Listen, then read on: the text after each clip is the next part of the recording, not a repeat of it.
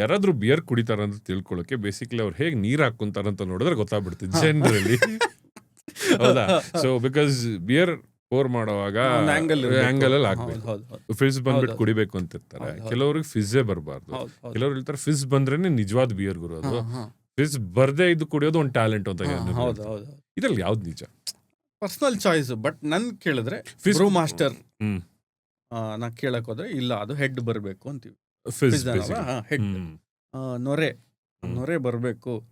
ಯಾಕೆಂದ್ರೆ ಆ flavour compounds ಅದು CO2 ಆಚೆ ಬಂದ್ರೇನೆ ಆ ಫ್ಲೇವರ್ ಕಾಂಪೌಂಡ್ ಮೂಗಿಗೆ ಬರೋದು. ನೀವು ಮೂಗ್ ಮುಚ್ಕೊಂಡು ಏನೇ ತಿನ್ನಿ ಏನೂ ಅರ್ಥ ಆಗಲ್ಲ. ನಿಮ್ಗೆ ಸೆನ್ಸರಿ ಪರ್ಸೆಪ್ಷನ್ ಹೈಯೆಸ್ಟ್ ಇರೋದು ಮೂಗಲ್ಲಿ.